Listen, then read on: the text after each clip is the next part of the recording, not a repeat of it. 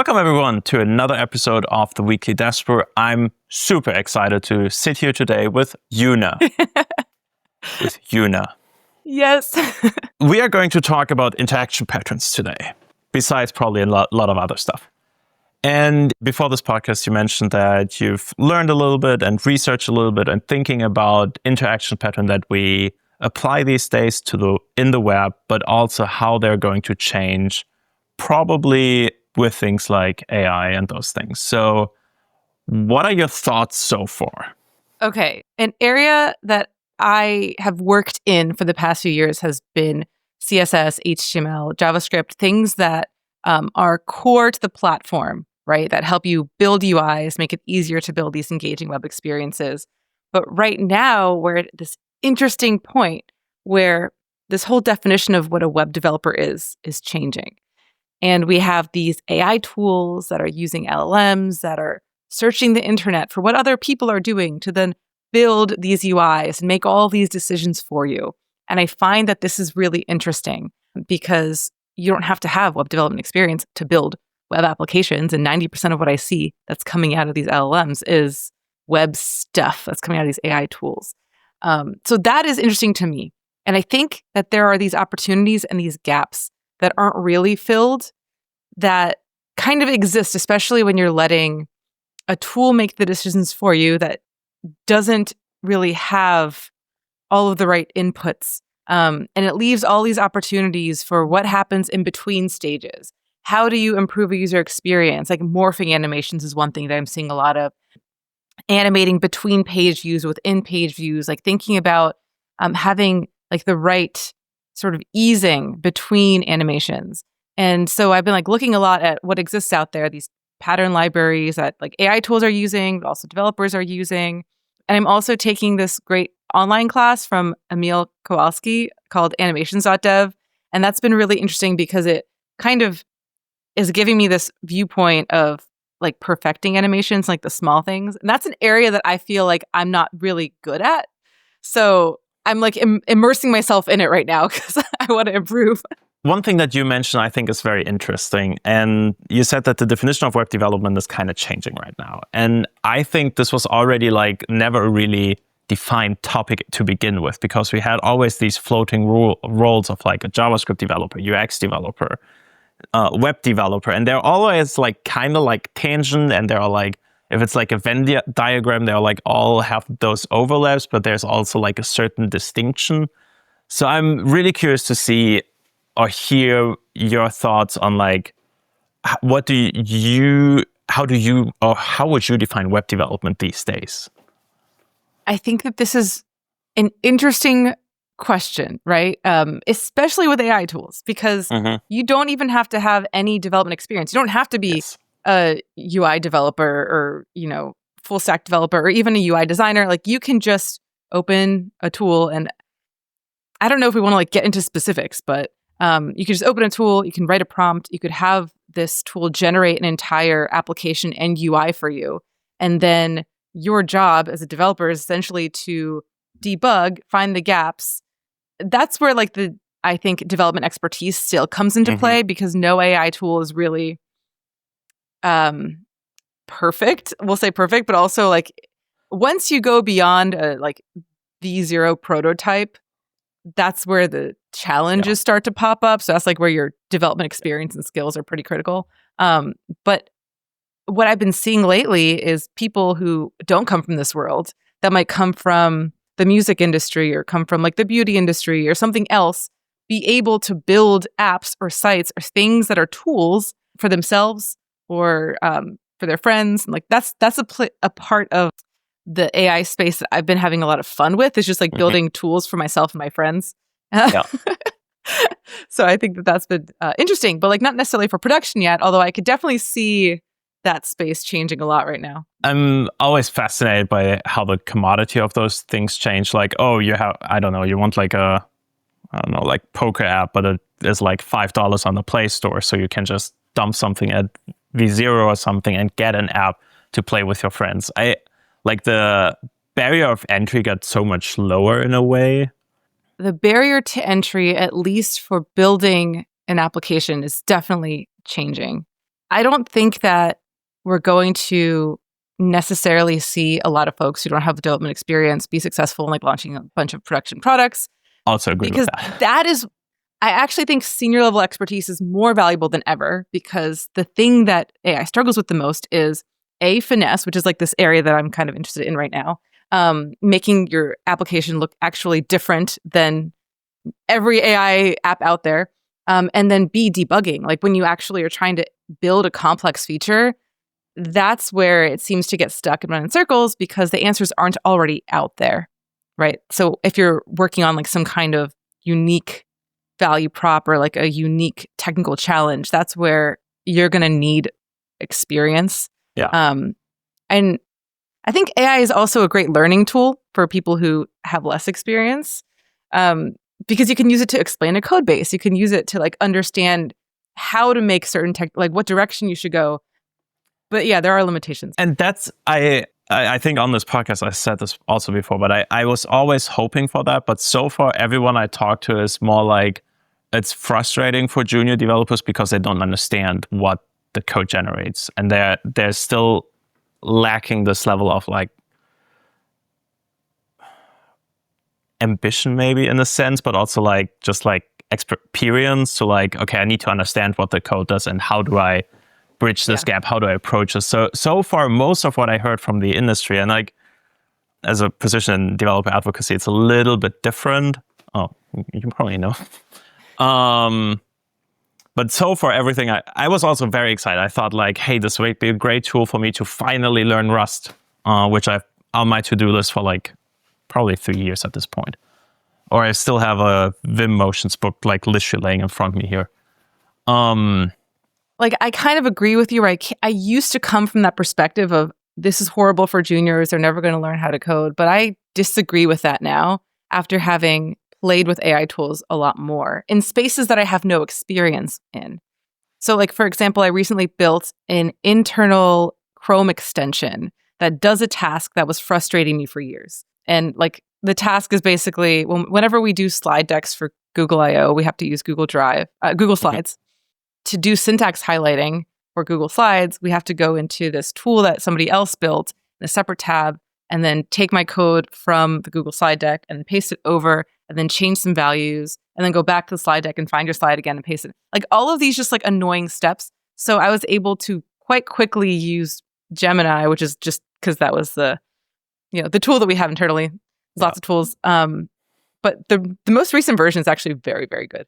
I was able to build this Chrome extension and then ask the AI, like, how do I install it? What are the steps I need to do next? Like, kind of learn about how to even build and install and test Chrome extensions by asking those questions. So now I have more than zero knowledge about Chrome extensions, where I had none before.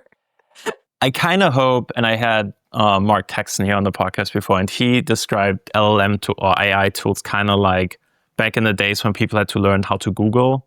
I hope it's kind of like that, where we're at this phase right now where it's like, yes, we have to find good patterns how to utilize this tool. And like, yes, getting from not working to working should always be step number one, but understanding why something is working should be step number 2, maybe step number 3.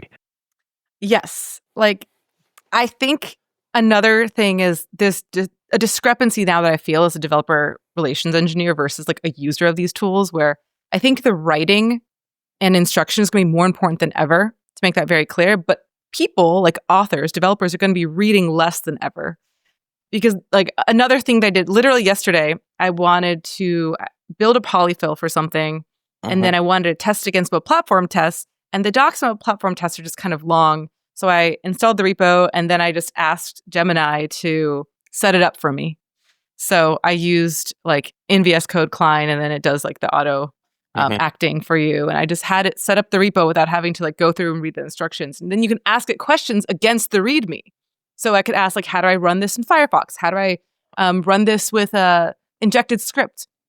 And like, that's what I mean by you can use these AI tools to improve the speed of your workflow and also to like learn how to do something, like how to test against what platform tests. When you said developers are going to read less, I thought you meant about source code, because I'm fairly sure that the shift from like writing code to reading code is going to be a lot more going towards reading code over the next few years. Maybe. It's just such an interesting position that we're in right now, right?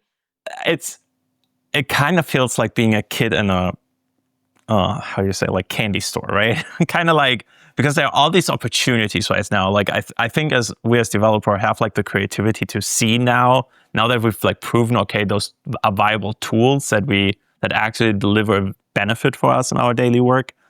There are all these possibilities, and it's like, okay, what is going to be like actually happening, right? And what's going to seem useful. Yes. I think that there's times where I don't think AI is the best tool. Like, for example, writing blog posts, I think you get a lot of derivative types of phrasing. At least in my line of work, like I usually am writing about something that is new and there's no documentation yet, or like no one else has written about it yet. So like that's not going to work for me, right? If I try to use AI for that, it's just going to hallucinate and make stuff up.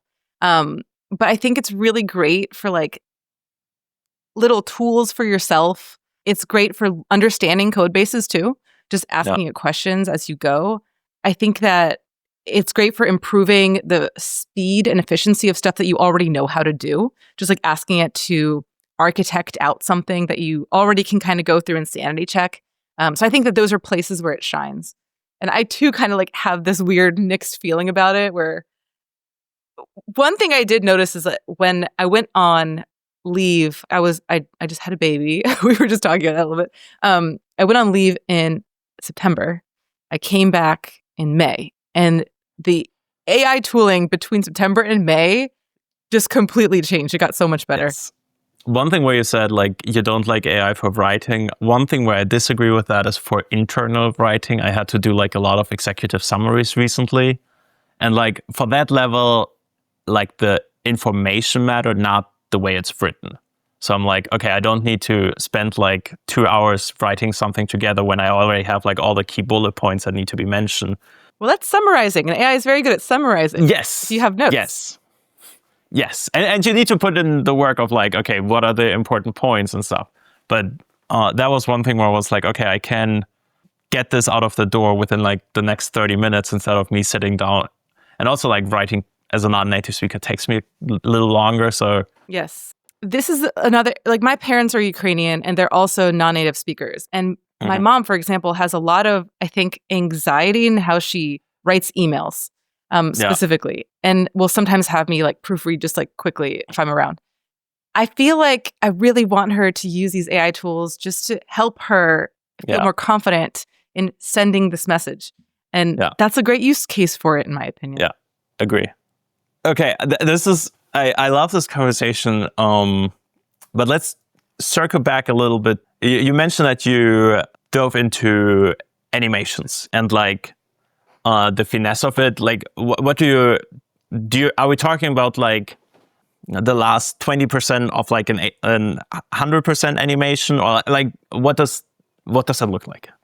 Yeah, so I've kind of been thinking about how do you make the web feel better, like feel more native. There's something about it's this is a big topic. Okay. So one interesting thing is like on your mobile device, you have these physical metaphors, right? Pressing, swiping, like gestures, physics, like there's something physical there that you as a user respond to. We don't see that as much on the web, at least on desktop, and definitely not on mobile web. So like the capabilities are still there. It's the same form factor for that device, but we see it less. I've been looking at comparing like mobile websites to their mobile app counterparts and trying to figure out what the gap is and why that exists. And if there's platform features that we need to ship to make it easier, to make things feel smoother. But I also have noticed that there's really some unique capabilities that we have on desktop, like hovering, like cursors, things like that, that we're also not really taking advantage of as the average developer for making your site feel more app-like, even though it's on the desktop. And so I've been kind of like digging into that a little bit. As I mentioned, I'm taking this course by Emil, who teaches React Motion, Framer Motion, Motion for React, I think is what it's called now. And like that to me is really interesting to see the choices that are being made here. Like some of these patterns are things that were definitely a gap on the platform that I think now we're starting to ship. Of course, it takes time for things to go cross-browser, like animating things in and out, right? Like entry and exit effects is like a new platform feature.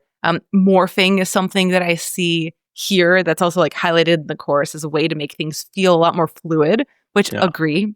Because like one thing that is a little bit jarring about using any digital experience is like moving from one place to another. We don't have like the same kind of analogy of like walking from one room to another where you know where you're coming from and going. It just kind of changes. But now we have these new capabilities like view transitions that really help morph like either screen views or we're working on like scoped view transitions so that it doesn't freeze like the rest of the page, where you can now sort of transition these like micro interactions. So I've been looking into that a bit more and how we can make it easier to create these like fluid experiences.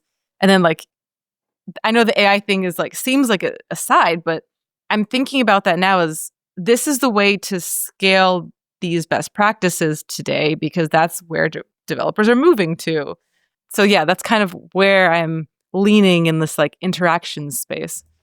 Okay, I have like probably like 15 questions now, but I think the one that I want to ask, because usually the approach that I see so far, most framework take to like teach best practices to LLM and chat applications is building an MCP. So that's what the Angular team has been doing. I see Tailwind, I think, has been doing this recently. And I think today, by the time the podcast goes live, not today, Chakra UI has published an MCP to make sure that they use the latest component that they publish and those kind of things. So do you see the approach from your end as like Chrome web platform would be to ship like a platform MCP, or what are your thoughts on this? Interesting question. I don't know. I don't have the answer for that right now, but there's a couple of different ideas that I've been toying with. And one of them is not from Chrome, but I think a better place to do this would be a standards body or a community group like OpenUI. So I've been working with the OpenUI community group to possibly ship a set of patterns that would be like default, like low-level accessible patterns for things like a login form or alerts, like dialogues, things like that use these native components that could be scaled, like maybe, I don't know, like Radix or Shazian or whatever these component libraries are, that maybe they would use these underlying patterns and have this sort of knowledge or approval from like a web standards body, right? So that's an idea. I think that would be interesting just from like an accessibility perspective. But then there's this also, there's MCP, but there's also like cursor rules and like these different AI rules files that let you as an author specify how you want things to be built and like specific direction that you want the AI to take as it starts to generate your front end. So I think that's like another direction that's possible. There's always this really unique challenge from my end of like activating new platform features, which is browser support. So what do you do then? Like we're kind of stuck waiting sometimes for cross-browser implementations.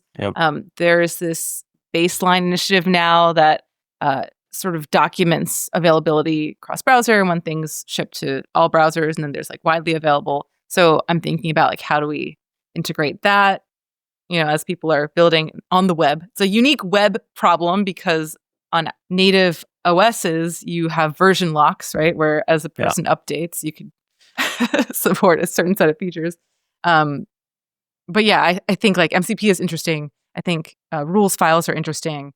I think even just like solid documentation so that agents could understand what they're reading is interesting. Marking things up in a specific way for AI to better understand is interesting. Like, do we need to ship web platform features for that? We a lot of options. I'm wondering, can you just knock on the door of the Gemini team and ask them those things? Like, what would be the best way to teach an LLM like Gemini those things? Or is this more difficult?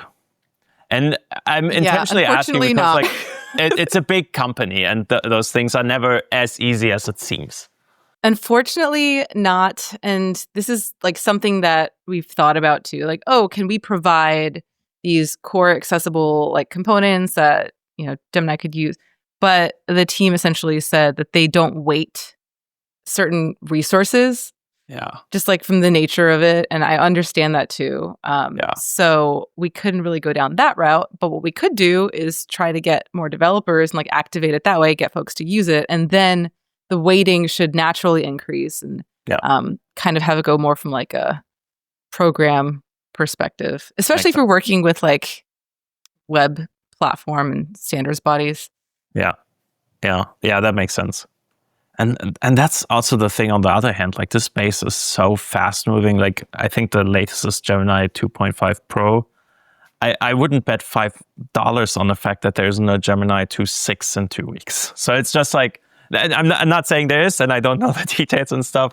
I'm just always surprised by how fast moving this space is right now. And it's so hard to keep up. It's so difficult to commit on like certain things. So totally get that.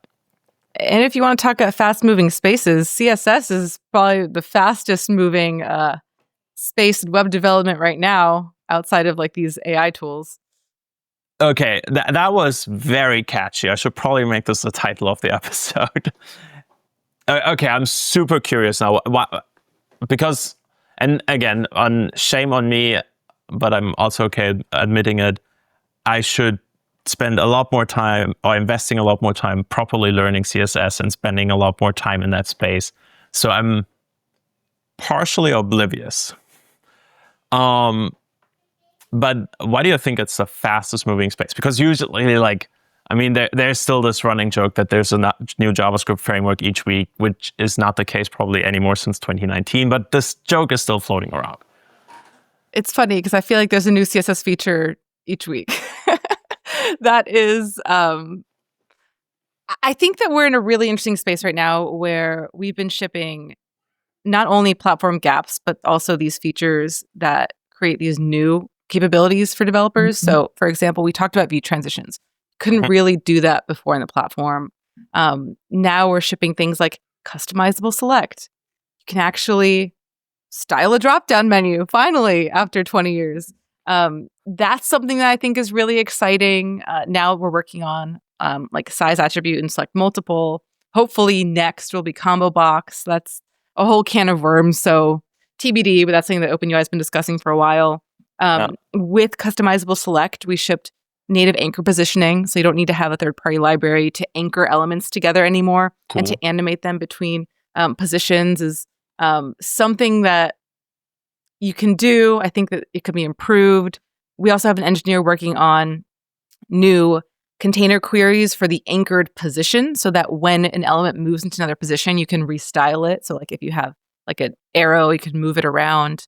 We also have new container queries for scroll state. So if something is snapped or if it's sticky, there's a CSS hook to style it, which is big, I think. In the scroll space too, we've got scroll driven animations, which are new. So you don't need to have these heavy libraries and like all of this like eliminates the need for like different observers, right? Which are heavy JavaScript. So you don't need intersection observers. You don't need resize observers for a lot of these things. We have container queries that landed and is now widely available. We have new carousel APIs, which let you build CSS carousels, but essentially a carousel is just like a fancy scroller. So you get these new affordances for navigating through your scroller, like these previous next buttons and scroll markers.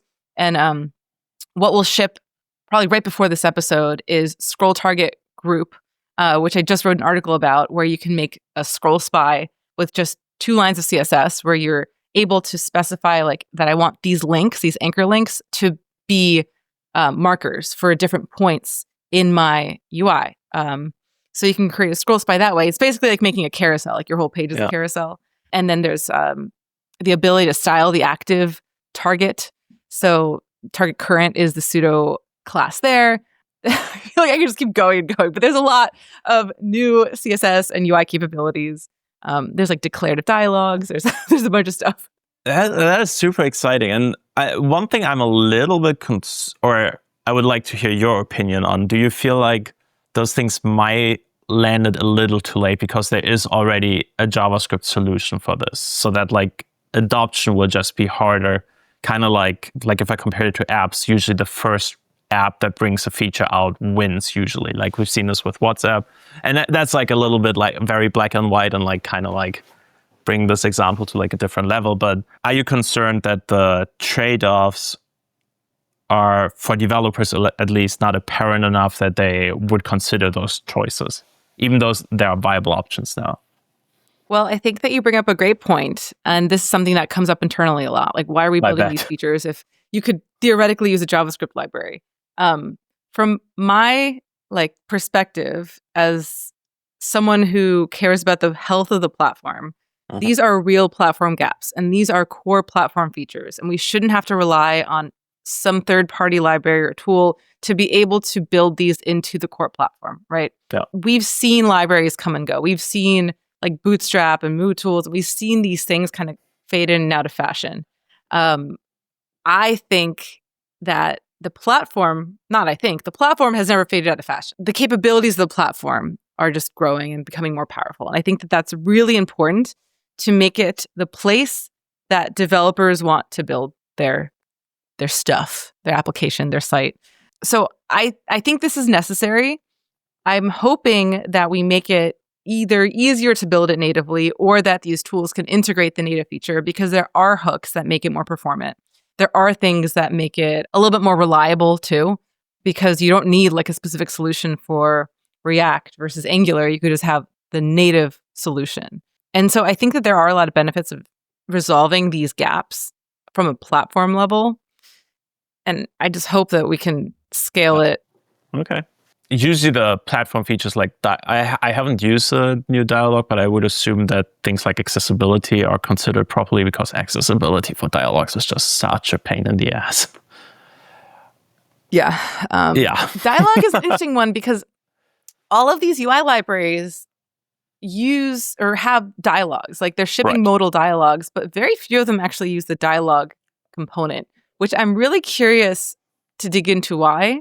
Because dialog does have top layer support, which you can't do in JavaScript. You can't access the top layer without using either a dialog or a popover. So that's one nice thing. You don't have to worry about like Z-index management. That also means that you don't need like React portals to portal through or tunnel through like the top of your app. You can just use the native thing. There's a lot of benefits to like these core features. One thing that was missing until recently was the ability to declaratively trigger dialogues. Like now we have command invokers, and we have light dismiss with closed by equals any, just with dialogues as an attribute. So you don't have to like add logic to click test and see if you're inside of your dialogue or outside of it. Like, there's a lot of scripting that you could just get rid of when you use the native thing. I'm thinking browser support might be one for some of these newer features. Could be. That is a big thing. Yeah. How is that in those standard bodies? Like, I know I talked to Daniel from the TC39, and for them, they have like their process where it's like, it's basically not fully accepted before it's implemented by more or less every major browser. How is that for CSS and other standard bodies? Like, what is the process? Yeah. So usually we'll gather research, like what is the gap? Then propose an explainer or open some issues and talk about it in the groups. Sometimes we'll do a prototype first to test the feature. And then based on that, a lot more discussion can happen. There's a draft spec that's written that outlines what the feature looks like. And then there's a lot of discussion, and it usually takes a long time. And in the process, the prototype is updated, and I have to go and update all my demos. And then eventually there's resolution. The shape of the API is sort of hardened. Browsers like across the board and other invited experts weigh in. And that's sort of like how the CSS area works. Like there's resolution, it's promoted. There's a whole series of like editor's draft and like how it kind of moves into a candidate recommendation status. That is a CSS working group. So it's a web standards working group. There's also community groups, like I mentioned, OpenUI, which anyone can join. You don't have to join through your company. And the process there is a lot more discussion. We have folks that are accessibility experts. We have folks who come from like the design system space. We have folks that are UI developers. And this is where a lot of conversation is started for things that kind of live between CSS and HTML, because Mhm. HTML is a what working group, and so they have a process too, and meetings and like resolutions and things for the HTML spec. So OpenUI will have a lot of this pre-discussion, feedback, research, and then it's graduated to either CSS working group or the what working group. Gotcha. And then hopefully we see cross-browser support and shipping. There's also a program called Interop where we all come together, all the major browser vendors, and kind of make a decision around what we want to focus on as like a wider community and ship. And it started as this effort to like identify bugs and gaps. And now it's sort of included newer features that we want to see because there's wide developer need for it, or they're very popular features. So that's definitely grown, and it's great to see folks come together there. That's an interesting point. How are features or ideas brought up in such a forum? Because like, I feel like to some extent it's hard to identify, okay, this is something that exists, that is commonly used, but this is fully powered by JavaScript libraries right now that should probably be transitioned into the platform. So how is that identification and proposal process then? Anyone can open an issue. So anyone can go to the CSS working group GitHub or the OpenUI GitHub and open an issue and describe their problem. The more detailed, the better. If you have test cases of like gaps, that's best. Usually this comes from, I'm trying to do something and I can't do it. This is a gap. We need this feature in the platform. Then it'll be aligned to a spec, and it's usually labeled, and like whether it's, I don't know, layout or whether it's anchor. There's like these different specs. You know, I'm sure if you've ever gone and looked at CSS working group drafts, they're long. Yes. They're heavy. Maybe you could use AI to help you read the draft spec, or yeah, that would be helpful. Yeah, I think it could help summarize it. Actually, I think it's a good use case. But yeah, that's how you do it. And anyone can participate in that process. Another great way to participate in web standards is by taking the state of surveys, like state of CSS, state of HTML, state of JavaScript, because we look at that. And other browser vendors and folks who are building for the web platform look at the results of those to help us see where developers are struggling, what they're excited about, what the gaps are. Do you have like a concrete example of something that transitioned or like that was a conclusion out of one of those? Because I usually participate in the JavaScript one, and I try now to think back. So I'm trying to like match my mental model. I have been way more involved in the CSS and HTML space, so I can't really speak to JavaScript. But a lot of the architectural work that has shipped in CSS, like CSS nesting. Right now, we're working on functions and mixins. Even the ability to style a dropdown, like customizing form controls, all of that came from like very clear developer evidence that these features are needed. Because you're not going to see it like as a user, right? But developers are asking for these things, and it's something that was very useful with SaaS. So yeah, a lot of these features kind of need evidence. Like even if there's a hypothesis, like I think developers want this, great. But I sometimes often need to prove that there's a community need to prioritize it. Funny enough, CSS nesting was the reason that I finally said, okay, I don't need SCSS SaaS anymore. I can just use CSS now. And I'm way happier since. But I love nesting, yeah. CSS nesting was also the first and so far only CSS specification that I read because I wrote a blog post about it. And I was like, okay, this is really tough to read. And like at that, I was like 2023. So I was not convinced about LLMs at that point. So I read it up and down. I was like, this is kind of confusing. There's a lot of terminology in there too. That could be really confusing. Yeah. And also it's like, there are a lot of edge cases covered before it's like going to the actual like meat of it, if that makes sense. So, right, because you have to cover all of your cases if you're writing a specification for browsers to implement. For sure. Okay, what is a platform draft feature that is in the works right now that you're super excited about? In the works, there's a lot. I think for me, one that I have had a lot of investment in, have been wanting for a while, and have been a part of from the start, is really like this journey for customizable select. That is something that I have needed on the platform for so long, just like rebuilding the same thing over and over. The core library landed, like the core customizable select features, but there's still a lot of work to do. Like select multiple, I mentioned, even like combo boxes, things like that. Those are things that I am very excited to see being worked on. Additionally, like a lot of anchor features. For example, I mentioned like the anchored container queries. Like that is something that is a missing feature for anchor positioning. People want to be able to restyle the anchor when it moves into different positions. So that's still a work in progress, and I don't think it's spec'd yet, or there might be, no, it's not spec'd yet because our engineer's been out. It's summer right now as we're recording. Yeah. But that's like something I'm really excited to see land. And now as I'm digging more into the interaction space, like I think a lot of these scroll APIs that Adam Argyle actually worked on a lot, those are really useful, and not just in like a full page scroll, but like these micro interactions. Like moving around a website is such a core capability. He had this cool demo also a couple of weeks ago where he heavily used that feature, and I was just, that's such a fun way to interact with the web. And it's like, yeah, if you don't follow Adam, you definitely should. Also, Brahmas and our team has been doing a lot of view transitions stuff and like a lot of interactions space stuff.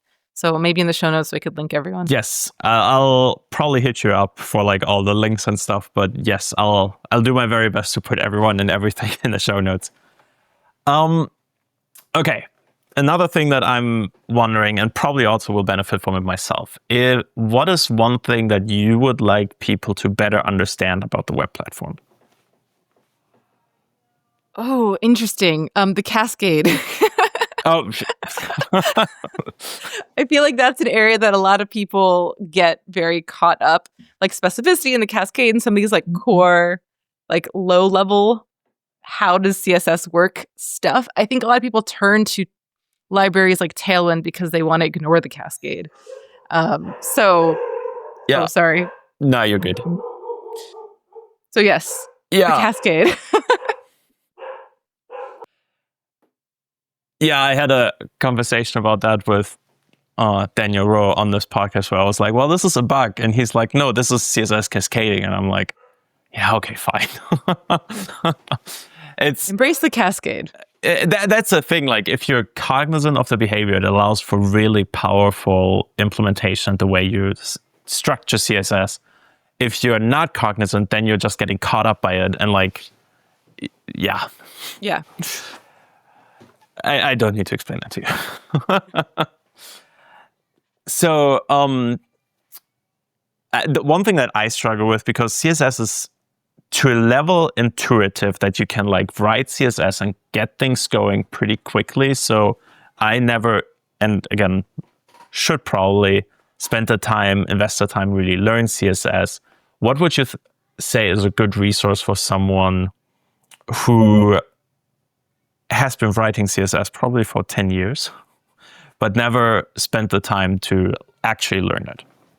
What would be a good resource? Of good resources out there. We have a course on web.dev called Learn CSS, and it covers a lot of the basics. If that's too basic, there's also a lot of new articles about like new stuff on like MDN is a great resource. MDN's awesome for documentation. Also, some of the newer features like anchor positioning have like more article style posts on there. And there is an awesome writer that does a lot of the CSS stuff. Developer.chrome.com and web.dev also have like what's new kind of landing. Web.dev focuses on like baseline features. Yeah. Sorry, my dog is having a time. What dog is it? Just out of curiosity. He's a golden doodle. Okay, yeah, it sounded like a bigger dog. He's like not that small. He's a medium-sized dog. Medium size. Yeah. I do have to say web.dev is a fantastic resource. That's probably the best way for me as like an advocate in the web space to keep up with platform features. Yeah. Also, we do an end of year CSS Wrapped where we do like an overview of all the things that landed. That tends to focus on newer features. But we kind of do our mid-year like Google I/O stuff, and then end of year CSS Wrapped. And so you can kind of get like a every 6 months overview of things to look out for. And people ask me all the time, like, oh, do I need to like know all these features? And I guess my advice is you don't have to know how to use all of them in detail, but know that they exist so that you can use them when it becomes useful to you. Yeah. Knowing they exist is critical because if you don't know they exist, you can't actually benefit from the feature, right? In a way, that's what I like about going to conferences. I don't need to understand every talk or something. I probably wouldn't go to a conference if I already understand every talk, but like having it heard that you can like map it out once you're in the situation where it can be applied and then watch a talk again if it's online, I think has worked out for me the best. And in a similar way, that's one thing I'm curious, how close are you working with like the Chrome team on a day-to-day basis? Very. Okay. Because Chrome, yeah. I work very closely with the Chromium engineers, the people who build platform features.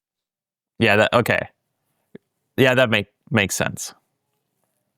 It's kind of cool how it works because they are all C++ developers. Like they're building the engine. They're not really web developers who are building websites and like running into these problems themselves. So we get to be their web developer counterparts that interface with the developer community, are the V0 testers, are the ones who are like able to provide a lot of real world feedback and help prioritize some of these features and like identify the gaps and test if they actually solve problems. So it's very, we work very closely and there's a lot of like symbiosis.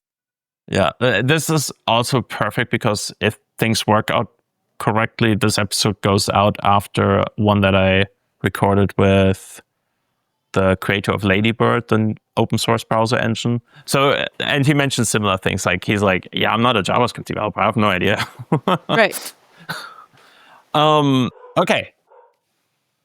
But so I was asking because I could also see you like being very distinct team, more focused on like the platform features and so I was just curious how that is organized.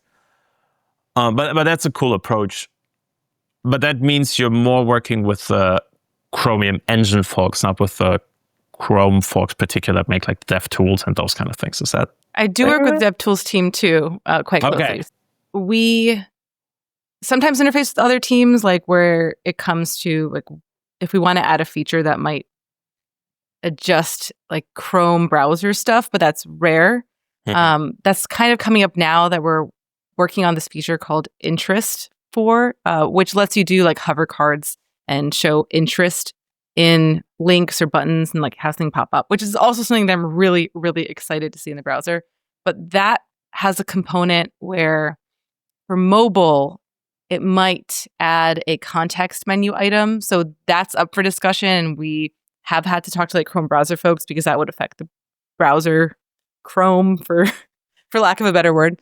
But with the DevTools team, we work quite closely to make sure that DevTools supports like these CSS features. So at a minimum level, are there no bugs in DevTools for the new features we add? And then sometimes we get the opportunity to add some more advanced features for DevTools, like for different types of positioning. Like you might have noticed there's like grid and flex tooling. A bunch of these capabilities have a little bit of an advanced tooling. So right now I'm working on anchor positioning tools for DevTools, where you could move things in different anchor positions and test those. And also a tool for like popovers to like force them open so that when you have something like this interest triggered popover, you can actually debug it because it doesn't go away every time you unhover. Oh, that's cool. What do you mean with this interest link? This is the first time I hear about this, so I was like trying to get a mental model in my head, but couldn't quite get it there. Yeah, sorry. There's so much that is shipping. Like I mentioned, CSS is the most interesting place in web development right now. That's another feature I should have mentioned earlier, but interest invokers essentially let you build hover triggered or tab triggered content. So like on GitHub or on Blue Sky or Twitter or any site really that has any kind of like preview, like Wikipedia, you often will get a popover that's anchored to either a link or a button with more information. That capability is really hard to do right now and really hard to build accessibly. Yeah. So like we talked to different teams in big tech, for example, and they said they spent 6 months building that one hover triggered feature and had 3 different engineers working on just that for 6 months. Like it's just really hard to build it accessibly. Yeah. And then like even after all that work, they don't know if they got the accessibility right. Everything that opens and closes dynamically is just hard for accessibility. Yes, but especially things that are triggered so ephemerally. Yeah. Where you might have this like hover and then what do you do in different modalities? And then how does that speak into the accessibility tree? Like what different states should be provided? That's also why people use these libraries, understandably, to build a lot of components because all of the accessibility stuff is built in already. It's way too hard to do that. That's like one of these like blue sky goals that we have for the web platform is that you don't have to think about that. It's already built in. Like think about it, but you don't have to go and add all of your ARIA roles and all of your labels and like all that stuff should be built into the platform. I mean, sadly, a lot of people still don't think about it at all, but that's a different conversation. That's the problem. Like, and as much advocacy that we want to do about, care about accessibility, it's still way too hard to do it right. Yes, I agree with that. One thing I'm wondering, and going a little bit full circle back to the AI conversation we had in the beginning, because we kind of see this shift happen from like, okay, instead of browsing for information, I just go to a chat application that where I put in the same query that I would usually put into like a search engine and I get immediate result instead of me searching for it manually. Do you think user interactions like that are going to be changed by the rise of LLMs? And that's a very broad question. Like end users and how they interact with the web. With the web, for sure. I mean, we're already seeing it in search data, right? Yeah. Like if you have the AI overview. I think on websites, I don't know, because I currently hate interacting with chat for a question that I have, like on a commerce site, and it sends me to some AI, and I have to talk to this AI, and then I have to figure out how to opt out of the AI and talk to a human. But now there's fewer humans because they laid them all off because they want you to talk to the AI. I hate this trend, and so I really hope that we start to normalize a little bit and kind of go back to what's actually good. Yeah. Use AI where it makes sense. Yeah. So, for example, understanding a code base that you're new to. You've got a closed set of information there that you can query. That's like your own custom search. I think that's a great use case for AI. Yeah. Even with dev tools, like debugging your site. But I hate this rise of just everything is an AI chat. Everything is an AI. Like that is not a good feature. And I think that we're going to start to see a pendulum swing away from that soon. I don't think chat is necessarily a very natural interaction model for us as humans, even though like conversational it is. But so I'm very curious because I can see it swing either way, where like I can see a lot of website traffic go away because there's not just a need for it for me to go directly there, but an LLM can go there for me, more or less, a little simplified. But on the other hand, we also often want to have that user experience. We want to, so it kind of feels like a trade-off between like experience and efficiency. So I'm just very curious to see where this goes. But I totally get what you're saying. Like if there's like a chat, I'm curious too. Yeah, if there's a chat, I'm like immediately like, send me to a representative, send me to a representative, send me to a representative. Right. Yeah. I think it depends on what you need to do. So if you're trying to figure out like, I don't know, what is the tree law in the county I live in when it pertains to X, Y, and Z? I don't want to be digging through county websites and finding the right page and then reading some PDF. Like I want the LLM to give me the right answer. And hopefully cite its resources, like cite the sources so that I can verify. But if it's something like shopping for shoes, I'm not going to use an AI tool. I want to have a nice e-commerce shopping experience where I'm browsing. Yeah. And, I don't think that the web and websites are going away. Yes. I'm not going to be using an AI to look at photos of my friends on Instagram. Yeah. I'm going to be using the web for what it's good for. And sometimes you need a UI. Yeah. Okay. Yeah, I think this is just very exciting times, I think. I don't think I've been this excited about like our industry and what's going around for like at least the last 6-7 years. I certainly think it's interesting. I think it's exciting and scary, and Yes. I don't really know how I feel about it overall, but it's definitely changing how we build. Yes. And the people who are trying to kind of ignore it, I don't think you're going to be able to ignore it for much longer. Yes.